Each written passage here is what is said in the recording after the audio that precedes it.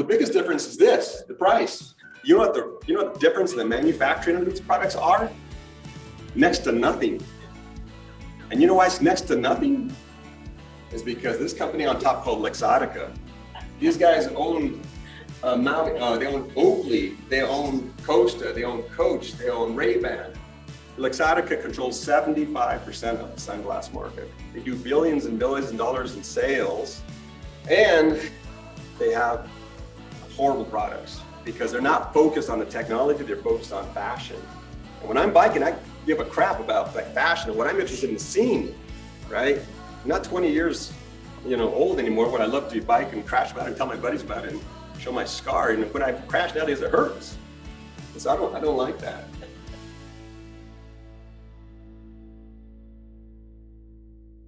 Good morning, Albuquerque. Let's use the mic. Good morning, Albuquerque. That's easier. Welcome to 1 Million Cups. It's Wednesday morning at 9 a.m. and that means when it's 9 a.m. local time all across the country, 1 Million Cups is in session. So first thing to say is please check in. This lets the Kaufman Foundation know that we're active and well and people are checking in, and there's something in it for you. If you check in 3 times, you'll get a pen. If you check in 6 times, you'll get a notebook. So just keep coming. Sooner or later, you'll get office supplies as a reward. All right, this is our mission. It's tough being an entrepreneur, as many of you have learned firsthand. You don't know what you don't know. And it's very helpful to talk to people who know things that you don't know. And the best way to do that is to come here. So we're trying to lower the barrier of access to education, resources, and connection for new and aspiring entrepreneurs all across the United States, but here in New Mexico especially. So we work toward that mission with guidance from the Kaufman Foundation. They provide the software infrastructure, such as it is, to support us. And they, more importantly, they provide the training and connection that gives the organizers the sense of mission and makes 1 Million Cups uniform. Wherever you go in the country to a 1 Million Cups chapter, you might not know the people, but you will understand the format and the questions and the final question about what the community can do for you. So go ahead and do that. They're all over. So I've been to several different locations physically in Texas, and I've been to 3 different ones virtually across the country. And I encourage you people to do that. If you can't get enough Million Cups, you can go to Million Cups on the East Coast, which, 7 a.m. local time, have a cup of coffee, come here and get a second dose. So go ahead, dive in. So what are our key pillars? What makes 1 Million Cups different from other things? These are presentations, not pitches. Now, I've done both, right? And in a pitch, what you're trying to do is get people to typically invest time, treasure, or talent in your company. And therefore, your company is just on the brink of blazing success, and you're about to ring the bell at the NASDAQ. Well, we do understand that things are not quite that way inside companies. And so here it's possible to be a little more open, to expose your vulnerabilities, to talk about your challenges, and to ask what the community, if the community can help you in your journey. So what we mean by authentic connections, not networking. It's not a contest to see how many business cards you can pass out in 30 seconds. We want you to make actual connections with people over time, over coffee, and talking around the edges before and after the meeting. And those will turn into relationships. You will end up trusting some of those people, and it will become time where they will be helpful to you. And then you can ask them. So that's how it works. We're run for the community, by the community. All of us are volunteers. We're not crazy altruists. We're all getting something out of this. And you can talk to me about what I've gotten out of it. I'd be glad to tell you. We're radically and intentionally inclusive. All kinds of businesses are welcome. So if you're a mom and pop brick and mortar shop on Central, if you're a whiteboard company that's struggling and has just got a little bit of funding, if you have a product in market, you're all of those businesses are welcome. We occasionally get, big tentpole companies that don't really have an ask for us, but it's nice to see what it looks like when people actually get there. So everybody's welcome.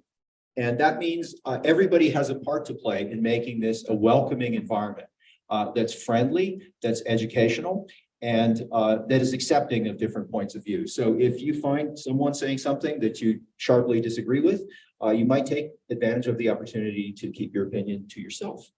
And it's easy to apply to present. If you have a for-profit business, which is defined as a business that sells goods or services for more than it costs to make them to people who are not your family, right? If you have a business like that, you're welcome to present. And you don't just sign up, we'll get you a coach. And the way we coach you is we coach you to give a presentation in the Million Cups format, the 6-minute talk, the community ask, all of that stuff. And all of the presentations are better for having been coached. So please don't be shy. It's really easy to sign up and you will get coached. So I'm Paul Sauter. Here are our other organizers, Lisa Atkins. I think you're one of the 2 founders, right? Going all the way back, all the way 8 years. That and the other being Eric, right? You guys have both. Well, I wasn't an original organizer, but of course we were the host. You were the host. Right. So, you know, there are the pillars of this. Adam Sparks-Brechtel is here. Yeah. And Sonia's online, dog sitting, I believe. And Keikoa and Oscar, when they're here, it's really worth talking to them. So they're not here today, but figure it out. All right. We also like to thank our sponsors, Fat Pipe, our host for these 8 years, and it would not have been possible without their giving us this facility at no cost. So bravo for Fat Pipe. Jason Collin Photography, always making us look good on the web. And underneath the video, More Than Organized. So Miriam Ortiz-Pino providing organization for your stuff, your thoughts, and, you know, providing creamer as well. Foundation for Sustainable Living buys our coffee. Joventum Custom Software buys the donuts. Minuteman Press prints these little table cards and anything else you can think of. And Invive Solutions, when they're here, provide tea and fruit for those shaking off the influence of the demon bean. Thanks for joining us. And we're ready to introduce the speaker. Awesome. Will that be you? It's me. Here you go. Oh, 3 hands. Our speaker this morning, Andres Gallegos, come on up. You guys might know him as Z-Coil Footwear, but today he's here to present his new company called Compass Eyewear. Let me get your screen up here.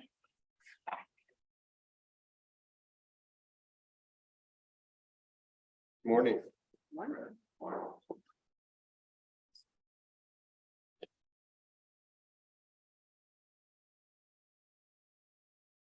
Well, good morning.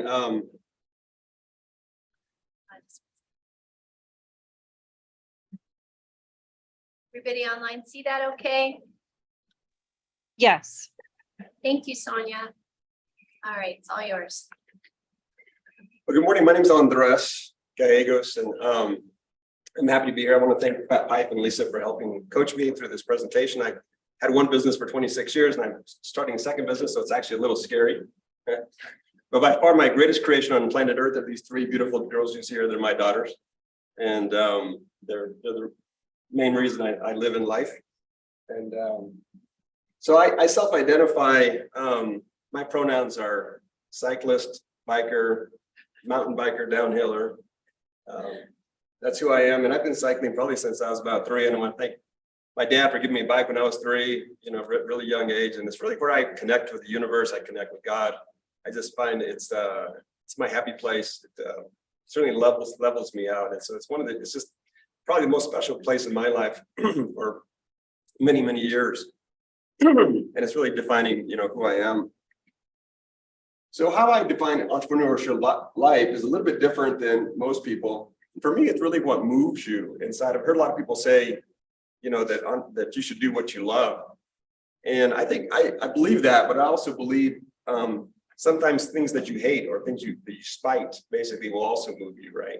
So I just think really what moves you in the morning is really what's important. And then how does that translate into value or service to the world? And really taking those customers and loving those customers, how does what you provide translate into love to those customers of yours? I think that's super important. And then the last thing that's a really big component is how do you balance resources, your time and your money, and actually make that work, right? And because entrepreneurship life can be very dangerous, right? And you can take your entire inheritance and spend it all and lose it all on a cause. And so there's a third component that's very important. That's really balancing your life, your time, you know, and can you make any money at it? So I'll give you an example. So I own a couple of Airbnbs here in Albuquerque. They're called Casa Mijas. And I was raised in an adobe house in Santa Fe. And I worked in construction in high school and college on adobe houses. And the first time I went to college and I rented a house that was a 2x4 construction house, I slammed the door and the whole house shook. And I thought, is this house going to fall in on me? And I was always surprised, living in an adobe house is a different way to live. It's you slam the door and it's like slamming a vault door. And I just love adobe homes. I call it heavy earth construction. Anyway, I restored a couple 100-year-old adobes and now I rent them on Airbnb and the customers love them, especially people from out of state, right? And I have like almost pure 5 stars here. And it's really fun because they call me and they tell me, hey, this place is amazing. How did you guys do this? And I love a lot of it. Adobe's exposed and stuff. And anyway, it makes me feel good. It's just really kind of a really win-win proposition for me and my customers. And it's just something that I love doing. So another business you may be familiar with is called Z-Coil Footwear. So Z-Coil Footwear was founded by me and my father 26 years ago, 1995, but it was my dad's vision. My dad and I used to run in high school together, and he had a shoe store. I'm a 3rd generation shoe guy, and he built the shoe specifically for himself to help him continue to run as an old guy. And he was constantly getting broken down, and so, he sold me on his vision, and I just thought this was really neat. And I was a runner at the time, and we launched the company as a running shoe brand. We thought we were going to compete against Nike, be the next running phenomenon. And we launched it, and people started wearing our shoes. And I'd call them and say, wow, can you run farther? Can you jump higher? Can you train harder? And some old lady was telling me, she said, my back doesn't hurt. She said, I can continue to work. And I said, well, can you run farther? And she goes, honey, you're not listening to me. She said, these shoes, I don't have the pain anymore. And so we quickly shifted and pivoted and realized we're really a pain relief company. We're never a running shoe company. We couldn't compete with Nike. We couldn't compete with fashion trends. And the young people, they could care less about, the performance aspects we were talking about with Z-Coil. Oh, there we go. So this is an example of how the Z-Coil shoes actually work. You can see when people step down on them, there's actually a big spring system in the shoe, and it really reduces the amount of impact to your body. We've done tests at Sandia Labs, Los Alamos Labs, and really they all confirm the same thing, and the amount of impact to your body is dramatically less than regular shoes. I'm wearing some of our cowboy boots today. Anyway, it just provides amazing value to consumers. And so this is how the shoe is actually constructed. You can see it has this orthotic built in, it has the spring system. All the springs are interchangeable. You can use an closed spring and open spring. You can actually rotate the springs in 90-degree increments to correct for pronation. So they're definitely super highly technical, but they really provide amazing value to consumers. And it's been fun. This was a picture of our distributors back in 2008 here in Albuquerque. In 2008, we actually had this many stores across America. All the stores in red were actually franchise locations. Do you guys remember what happened in late 2008? Yeah. Well, not too many stores after that. So we really built this entire network, and I thought I was, king entrepreneur, and we were going to be, $100 million brand in no time. That didn't last very long.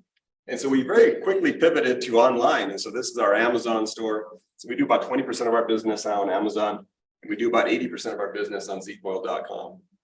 So very, very different business model. But it shows you how tumultuous business can be and how fast it can really change. So anyway, the cool thing I really appreciate about Z-Coil is that we have these just amazing testimonials. I always say that if you go and read our 10,000 testimonials, it reads like we wrote them. But people write things like, no longer back pain at work, made a huge difference, at work with my family. People have told us that we've saved their marriage. So many people we've saved their jobs, and so many people are able to work longer into retirement, with our shoes, because they just don't have the foot, leg, and back pain as before. So anyway, I get a lot of satisfaction out of Z-Coil, and it's still a going concern, but it's been flat in the last several years. So my latest company is called Compass Eyewear. How many of you guys have sunglasses? How many people paid $30 or less for their sunglasses, their primary sunglasses? How many people paid between $30 and about $150? How many people have paid $150 or more? Interesting. How many of you guys use polarized lenses? How many people believe polarized lenses are definitely the way to go? many people like feel really confident they really understand sunglasses? That's interesting. So for just for the record, most people said they use polarized lenses. How many people have had this happen to them? Yeah, this has happened to me a whole bunch of times. I broke a bunch of ribs on this left side one time, but more often than not, I don't mind wrecking myself, but I see my friends wreck all the time. And I'm always amazed, and this has been happening for the last 15 years. We go back and dissect the trail, and I said, there's a rock that you hit right there. Why didn't you see that rock? I jumped the rock, and you hit that rock, and now you're halfway over the mountain. And they can't see properly. And as I look at their glasses, they're often too dark. They're often, look like you put them on as like a dog licked them or something, And these are expensive high-end glasses, these guys are actually using. Anyway, this is the primary reason I started Compass Eyewear, is because there's just so much confusion in the marketplace as to what you're actually supposed to purchase. And it all stems down to basically a couple of key things. So what's the difference between these sunglasses right here that you guys can see? The color? Yeah. Well, the biggest difference is this, the price. $19, $24, $211, $160. You know what the difference in the manufacturing of these products are? Next to nothing. And you know why it's next to nothing? Is because this company on top called Luxottica. You know how I told you you can start a company because of spite? This is why I'm starting this company. This company's pissed me off. These guys own they own Oakley, they own Costa, they own Coach, they own Ray-Ban, they own Sunglass Hut. They have 85,000 employees. They do billions and billions of dollars in sales, and they have horrible products because they're not focused on the technology. They're focused on fashion. And when I'm biking, I give a crap about like fashion. What I'm interested in seeing, right? I'm not 20 years, old anymore. When I love to bike and crash about it and tell my buddies about it and show my scar. And when I crash nowadays, it hurts. So I don't like that. So this is really interesting. Luxottica controls 75% of the sunglass market. So when you guys talked about polarized lenses, you guys have you ever taken two polarized lenses, put one horizontally and one vertical? You know what that looks like? This right here. And the reason it looks like this is because 50% of your vision is cut out with polarized lenses. And so you think America is the only company dumb enough to use polarized lenses. You know that? The rest of the world does not use polarized lenses. And polarized lenses are fantastic if you're fishing. They are horrible basically on any kind of fast moving sports. And partly because basically they mess with your depth perception. You can't judge distance with polarized lenses as well. And the second thing is you just can't see as well because 50% of your vision is actually cut out, even though you think you can see. So they're fine for driving. They're fine when the giant semi is there, but very difficult when you're playing tennis and fast action sports. And I could always tell this when I was cycling. So I'd never used polarized lenses. I couldn't understand why people were actually using them. 9 times out of 10, when my friends were wrecking, they were using polarized lenses. So when I started this company, I was originally going to call the company Burn the Ship. And basically, what ship do you need to burn? So I've had it with sunglasses. They're overpriced, they're underperforming, and they're arrogant. Yeah. That's what was really getting my blood boiling. What I'm offering you is the world's best quality, the world's lowest price, and a match. Burn the damn ship. So this is my brand, Compass Eyewear. You can see right down here, Compass Eyewear. I got them in my head. One time appropriate to wear sunglasses on your head is when you own a company called Compass Eyewear. So Compass Eyewear is really a new standard of visual perception. I partnered with Carl Zeiss Vision out of Germany. These are using the highest end lenses on planet Earth. Carl Zeiss Vision is second to none in the world as far as optics are concerned. I met him here in Albuquerque and I started talking to them about lenses, and everything I ever suspected about sunglasses, they confirmed, including that most companies that manufacture sunglasses are paying about $7 per pair. Those $200 glasses you guys are actually looking at. They have a very unique technology called Light Pro that I'm actually using as their highest end stuff. This is what you see with standard polarized lenses. You can see when you're biking, you can see how dark the shadows actually get. This is the technology I actually use, and it's really just crystal clear. You can really see into the shadows. It's certainly not too dark.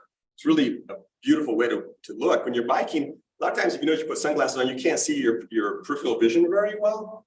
A lot of times people bump into things and they don't know why. They think, well, I'm getting old. It's probably your sunglasses.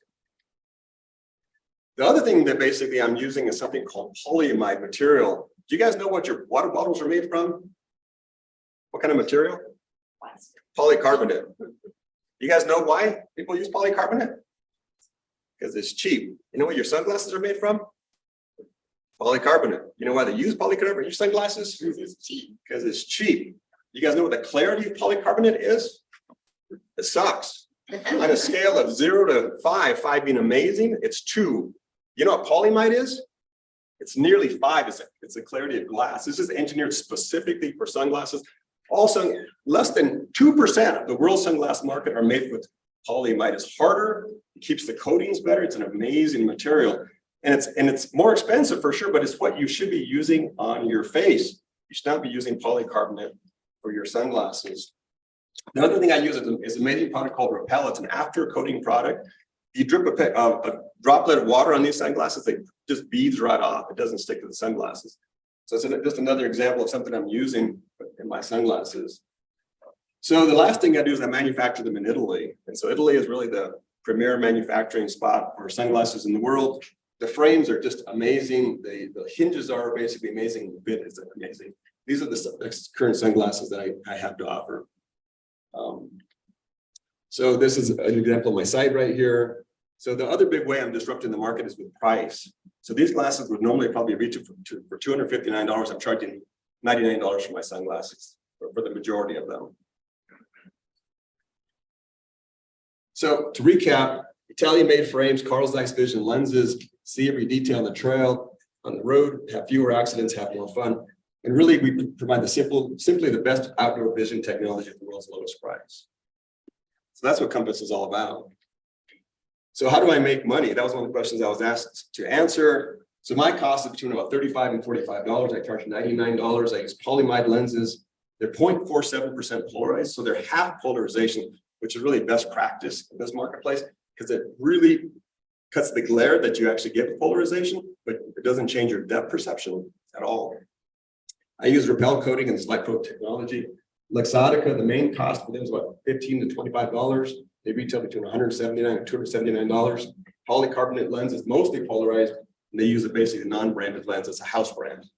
So it's not even it's, you know, in my opinion, it's not much better than those $19 glasses I showed you. So really my main question to you guys is, you know, in a world where Luxottica owns 75% of the market share, and you're dealing with this wildly fashion sensitive market, right? And there's a tremendous amount of confusion, and there's just a plethora of brands. When I started talking to people about going into the market, they were like, oh my God, how could you ever go in that market? It's just the world's most, what do you call it, commoditized market, right? Zillion brands, you know, how do you actually make money? You know, and I think, you know, I'm a fairly decent storyteller, you know, with Z-Coil. And so this, I'm trying to translate what I've learned with Z-Coil to Compass. But that's really my question to you guys. I'd like some discussion about basically, you know, when you have something like I'm doing, you guys understand my value proposition now. How do you basically get traction in this place where there's one company that's controlling everything? These guys are not the 800-pound gorilla, they're the 8,000-pound gorilla, you know, in this space.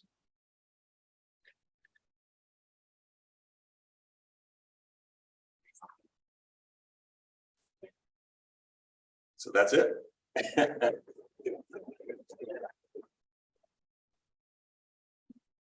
So we'll take questions in person, form a line here. We'll put you on the microphone so the Zoom audience can hear you and the Zoom audience can post in chat, and I'll call on you.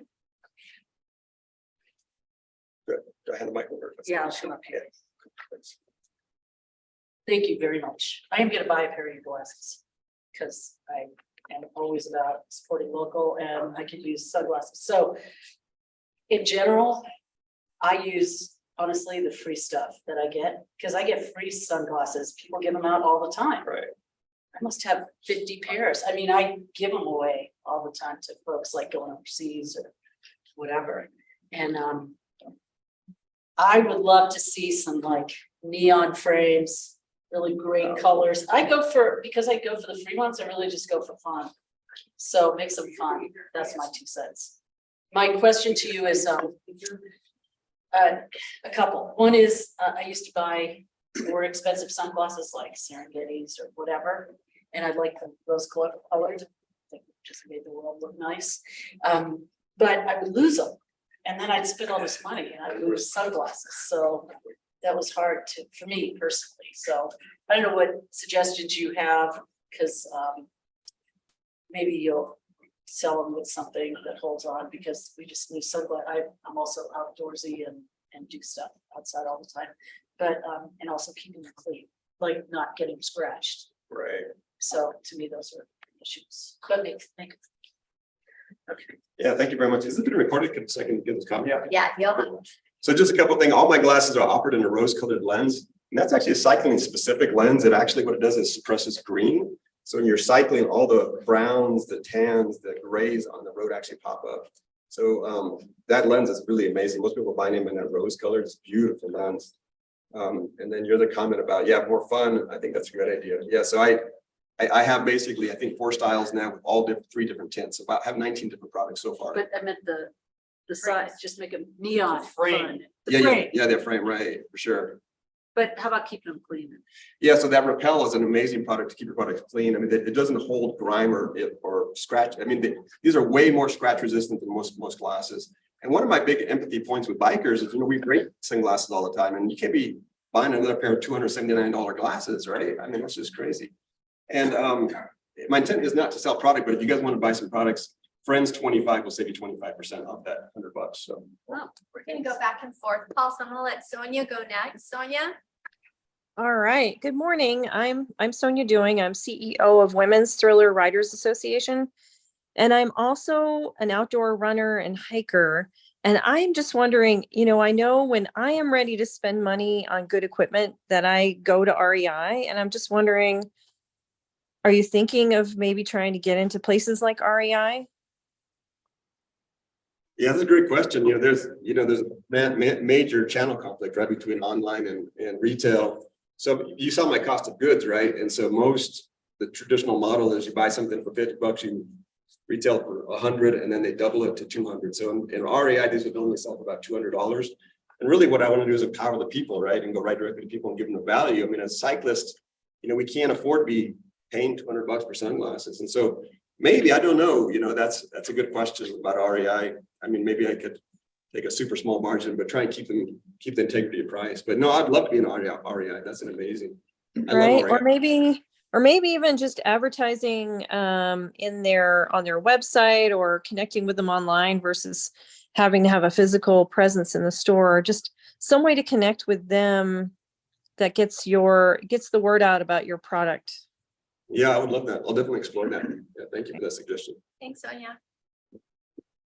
Hi, I'm Paul Sauter, founder and chief scientific officer of Equiseek. We do genetic testing of horses. So when I hear you talk, I'm thinking, yes, on all of the technical and scientific stuff you win, but you're dealing with consumers that are driven by other things that are not completely rational. So one of the standard pieces of advice for people with a new company that are marketing is you don't want 1% of a giant market. You want 100% of a niche market, right? So take one sport, whether it's cycling or skiing or roller skating or whatever it is, and put a lot of effort into it and maybe try to get a celebrity endorsement. And then people who want to be like that person will buy your glasses, not on the tech stuff, but because they want to be like that famous person, right? Right. No, that makes tons of sense. Yeah, Zico is very focused on feet, leg, and back pain, right? That's a very specific market. And I'm super passionate about cyclists. And so I like the cycling market, but the challenge, I just rode with a pro cyclist, 15-year-old, top in the nation. He looked at my sunglasses, he goes, "Oh my God, you got the wrong style," right? Yeah. So I'm like, dude, I'm trying to prevent you from wrecking. He's like, "I don't care about wrecking," right? So it's really kind of a balance. And so what I found out my market really is guys like me, and older people who basically don't want to crash, right? Either hiking, cycling, skiing, whatever, right? And so, but yeah, I'm a big believer in specialization. So. Hi. I'm Lori Kerr. I'm with Envi Solutions. I have several questions for you. So just went to the eye doctor. So you're hitting all the buttons for me. A couple questions and a suggestion in terms of marketing and where you should focus. The 2 points that stand out, right? Not polarized, not totally polarized, right? But the help with the depth perception and the keeping the lenses clean, the coating you have on them. To me, that's like the two things that make your glasses stand out. And to your point about, and Paul, right? Paul's about your market, target those cyclists, get involved with the USA cycling and mountain biking associations, sponsor events, get a table, like start from the grassroots.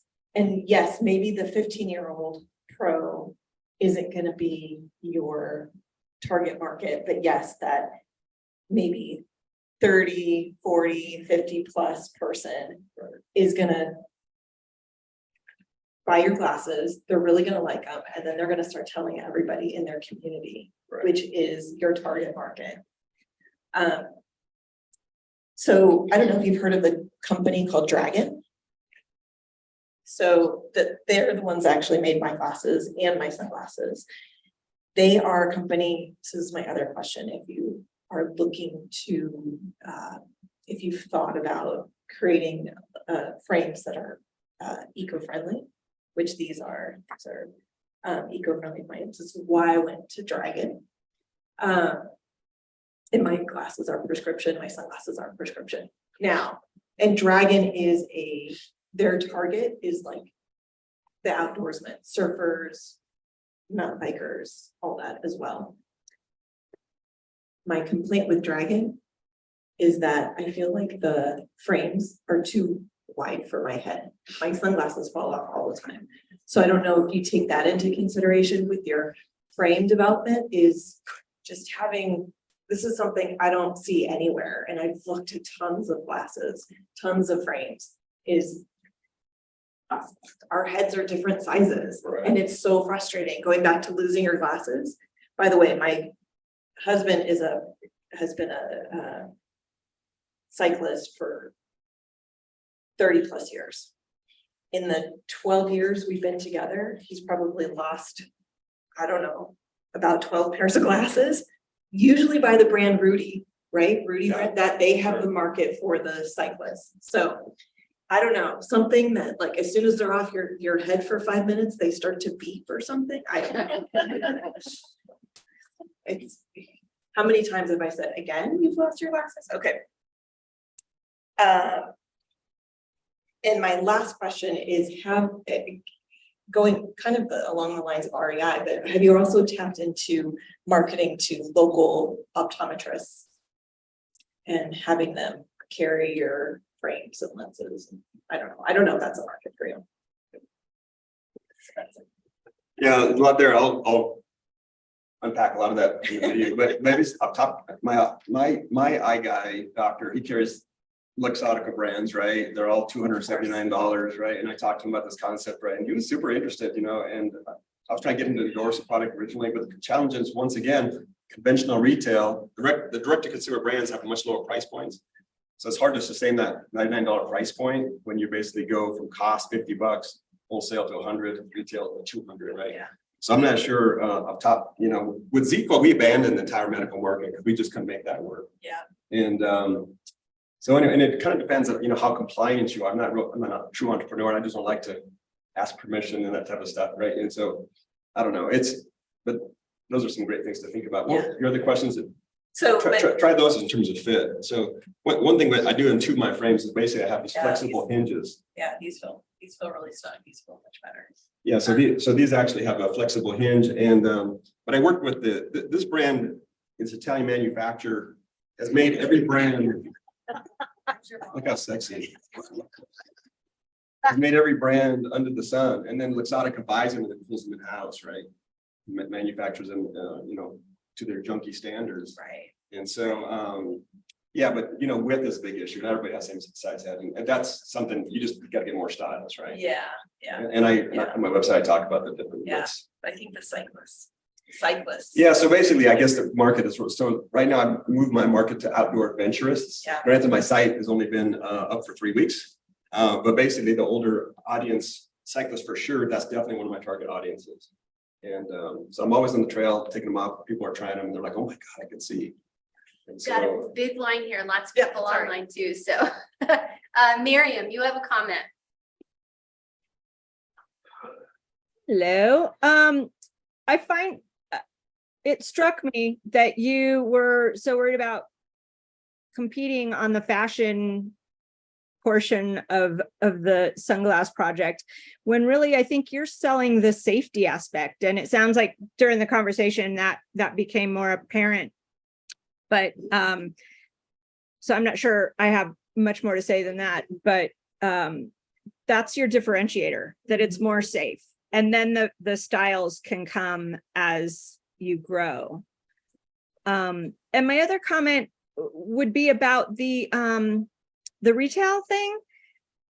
I find it convenient to have things available both ways, either somewhere where I can get them easily from a trusted source like REI, or that I can go direct to the person. And you can't really compete with yourself. It's just yet another way people can buy. And if they're interested in price, they'll go to you.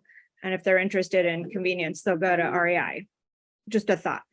yeah, no, I'm gonna definitely explore retail for sure. So Sports Systems here in Albuquerque, Dwayne's a friend of mine. I'm trying to get him in there right now.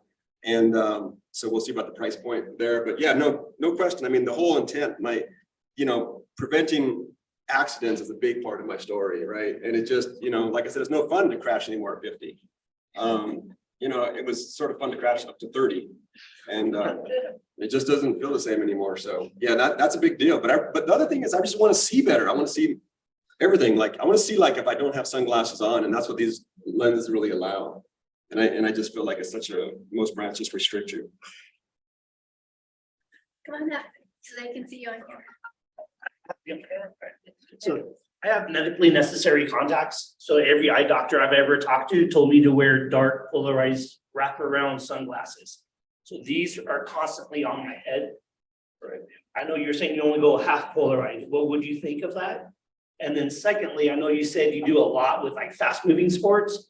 I have a connection with United and the Albuquerque Gladiators. Have you ever thought about going more sports like that? No, I haven't, but I'd love the contact.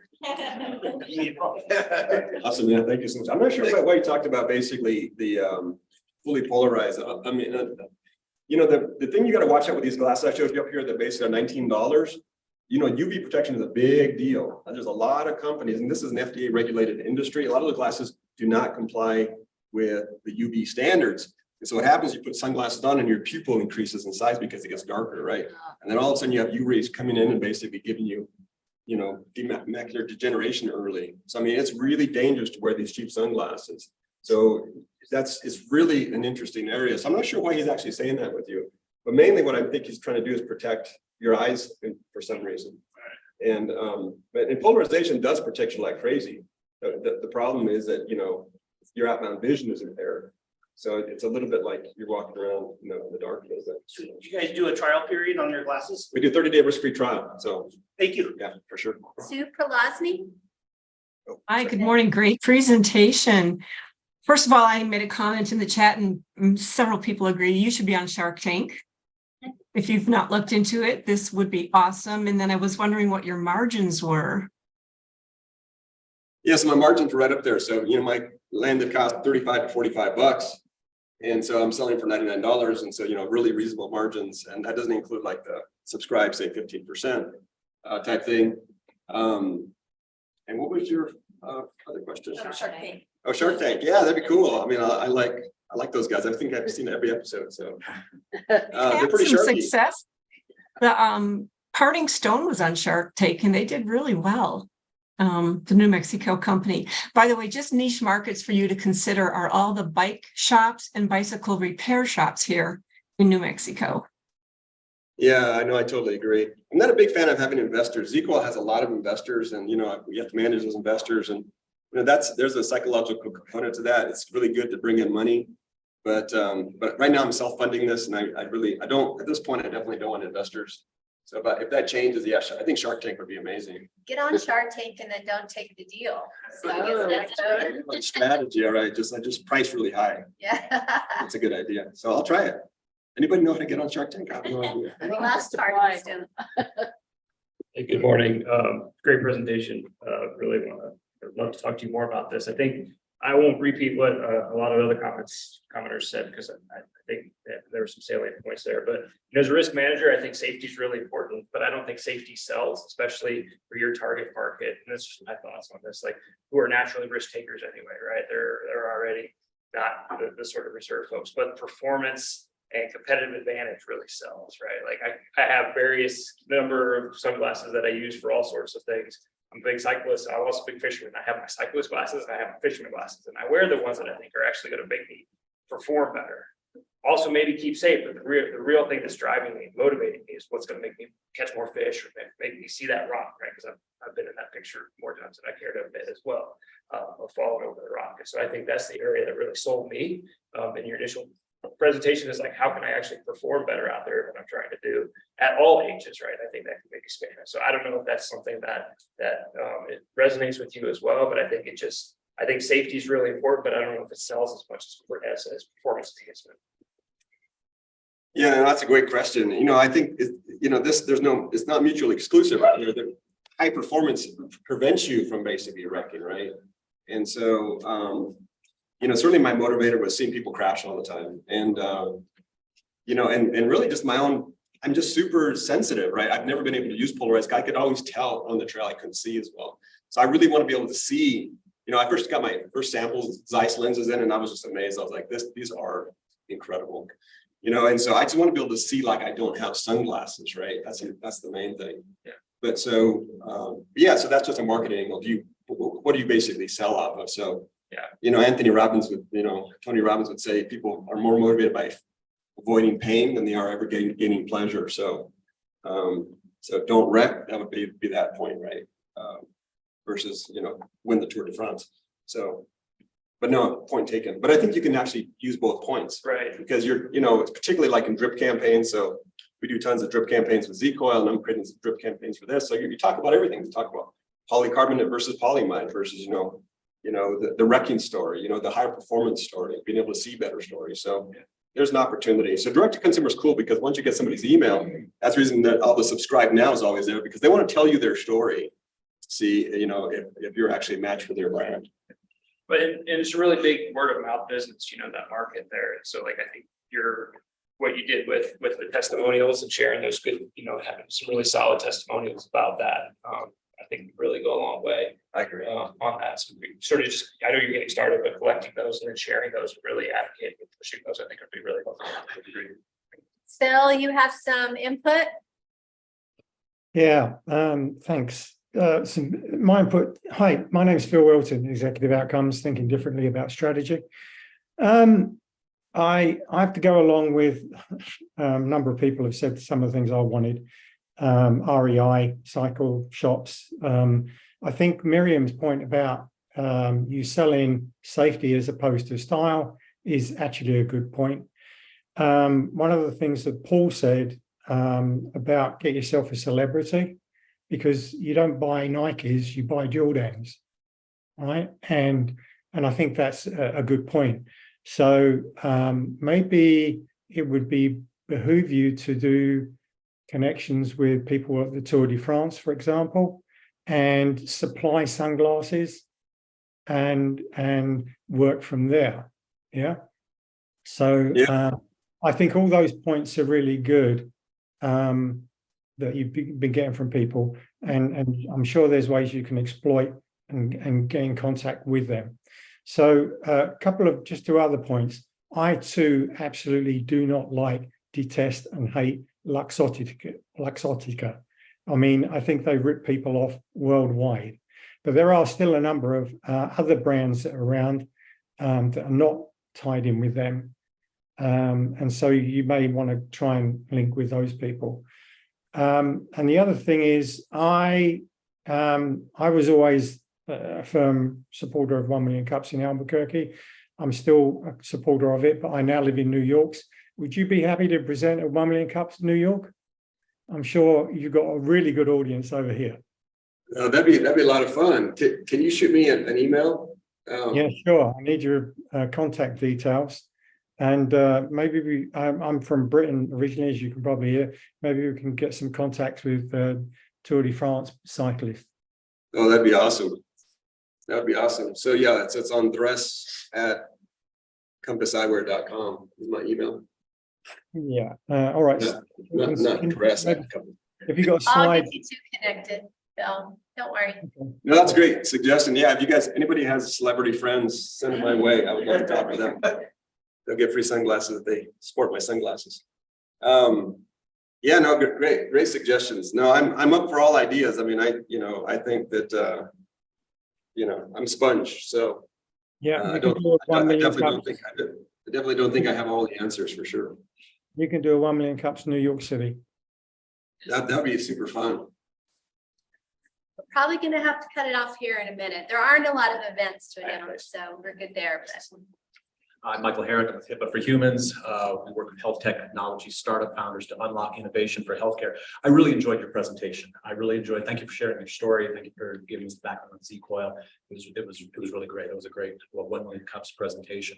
I agree 100% with Paul. The only way to compete with this horrible company is finding that niche. By the way, I really identified with the spike business. I totally get that. However, I've also found that my spiteful decisions have not always served my company and my customers as well as they serve my own spite. So that's something we got to be careful about.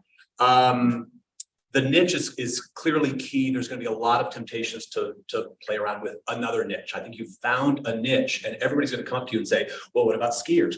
I would like you to make these for general aviation." Everybody's going to have another niche for you to go into, and there's going to be temptations down the road. I'm not getting the traction I want in cycling. Maybe I'll just try this. And so I just want to suggest resist that temptation. It's definitely going to come, and it'll distract you. I have some of the things you've said about the cycling niche have surprised me. I'm not a cyclist. I have been a cyclist in the past. I'm not these days.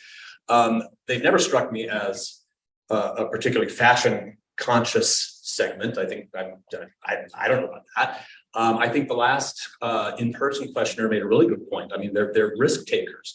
I'm not sure safety is a selling point. I work in HIPAA risk management. Boy, do we have trouble selling safety. It's an uphill battle. It really is. So, that's very true also. And then my biggest question is, and I think this is your spite coming out, why are you so determined to be so cheap? Again, the cycling industry, the cycling niche, I don't think is known for skimping on gear. I perceive them as spending obscene amounts of money on equipment. It seems to me that they would happily spend obscene amounts of money on your sunglasses. Why don't you let them?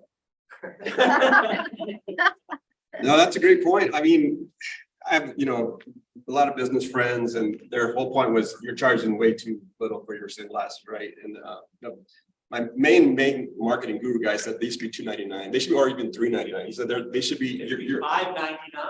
$599, right? And I agree. I ride a $5,000 mountain bike, right? And often people are riding a $7,000 bike and $19 glasses. Doesn't make any sense, but it's certainly the least technical part of their equipment, which sucks because it's the most important part of your equipment often, right? But great questions about I definitely want to, it's hard to really focus on one niche because you definitely feel like, oh yeah, I want to go to this other market as well. But no wonderful points. So thank you for that. my friend, we're gonna have to make this the last question. My name is You guys can talk. Segura Nola. I'm with West New Mexico. I'm in the film industry, coming from the film industry. Carl Zeiss lenses are the prime lenses for the film and television. I would suggest getting your glasses to people in the film industry, and they will share it through the film industry, and you'll get endorsers with celebrity names. The second thing, so somebody mentioned the Tour de France, but Johan Daniel had Team Estani here about 10, 12 years ago, and we did all kinds of filming with them. And you said when they arrived, the bikes arrived, and he was weighing them, and they were 4 ounces too heavy, and sent it back. And there was a guy who was wearing glasses. He went up to them with the glasses. He threw them in the trash can. He said, "I don't even look through those glasses, get yourself some good glasses. Yeah, okay, because you're riding in a pack here. I want you to see what you're doing because it'll crash everything. So but I think the Tour de France is finding a team within the Tour de France that'll pick up your glasses. It'll spread. It just spreads amazingly what they're doing. And the third niche market that you might not have thought of, golfers. And you know, I play golf and I hit the ball. I've trifocal, so it's a hard time finding the ball. But most of the guys I play with are like trying to adjust their glasses. And if you have really clear glasses, you can see where you didn't want the ball to go. Right, for sure. Yeah, but I like to talk to you about. Awesome. Well, the cool thing about Tour de France is everybody in Europe knows Zeiss, right? Americans are one of the few countries that don't know Zeiss very well. Right? You guys, thank you so much for your information, and I'll definitely be digesting this. Great suggestions. Thank you very much. And thanks. We have some questions. Red or green? Christmas. Christmas always, yeah. And what's the one thing this community can do for you today? Well, I think they already did it, was just share their feedback. And yeah, and I just say keep the entrepreneurial vibe, you know, alive in New Mexico, right? And, this is an awesome state. It's a great state to think, right? We have a few people, right? It's got blue skies, right? We should be a powerhouse of innovation here, right? Because this is a wonderful place to basically zen, meditate, and think about, you know, how to make the world a better place. Awesome. And you brought some sunglasses people can look at and try on? Yeah, there's some sunglasses over here. Awesome. Thank you, Anders. Give her another round of applause. We just have a few events. If I can find them for you.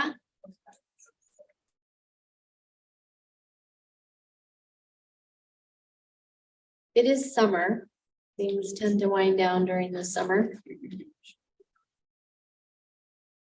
Hope you guys online can see my Google Doc. So Founders Syndicate, they're actually on hiatus for July, so they don't have any events. Activate NM, you guys had a headshot event, which I noticed yesterday is sold out, officially sold out, but I did keep it up there. Apparently there's a wait list. This is Jason Collin Photography doing headshots. So I'm assuming you can still register and potentially get on a wait list. And maybe if there was such great demand, they'll do it again. We are. Awesome. Tonight here at Fat Pipe BBQ, we're doing the Aller Pops celebration. We did a dry run on Monday with Cliff. Paul's going to be speaking as a testimonial for a user of the product. And Cliff said, if anybody from 1 Million Cups hasn't already registered and they want to come, just show up.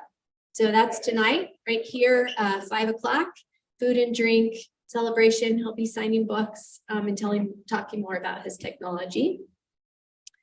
Let's see. And then Eric asked me to share the Angels event, which I looked up. So a summer quarterly social event in Santa Fe. That's Wednesday, July 19th at 35 Fireplace in Santa Fe. Starts at 5:30 and you can register on their website. Anybody else have anything they want to share? Anything from the city of Albuquerque that you want me to talk about? No, we'll be announcing the quarterly events starting in August. Okay, so we'll get those on my calendar and we'll share those with everyone. Come on up. Hello again, Lori with N5 Solutions. Just wanted to, if you are looking to improve your public speaking, if you've ever heard of Toastmasters, just want to let you know I'm in a phenomenal Toastmasters club. The focus is on becoming a professionally paid speaker. We have a wide range of speakers, some people who are professionally paid, and those of us who are in the middle maybe, and those of us who are also beginners. Very cost-effective way to improve your public speaking, and our group is on Zoom. We meet twice a month, second and fourth Monday evenings. It's an hour-long meeting, very easy to participate, and I get so much out of this group every time. So if you want more information, see me later. What's the name of the club? As we speak, and AS stands for accredited speaker.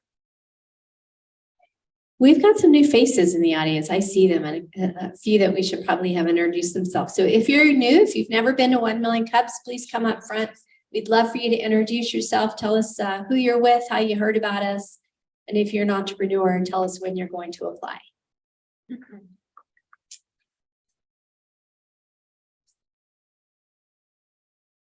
Hello, everybody. I'm Lindsay Humphreys. I'm the new Senior Program Manager at Activate NM. And what was the other things I was supposed to say? I come from I'm an educator by trade. I come from the nonprofit world. I worked for Junior Achievement of New Mexico. Awesome. And I like green. So keep me informed of all your events so I can always announce them. Hello, I'm Shayla Lucero. I am the owner and founder of The Light Events and Travel. I just launched my business a month ago. So I'm accepting clients. I focus on corporate events and business travel, but I also do leisure travel. So if anyone's planning a vacation, let me know. And I accept very few weddings and special events, but I do weddings as well. Awesome. And red. Very good. Hey, Lisa. Yes. Hey, Lisa, online, there's a couple of people who would love a link to that Toastmasters event. All righty, I'll have to get that. Thank you. You're welcome. Good morning, everyone. Shaylin Holt, art director at McKee Wallwork and also owner of Surratt Burrito Supply Company. We do the green chili candles, tortilla coasters, and other fun expressions of New Mexico. Fun, fantastic.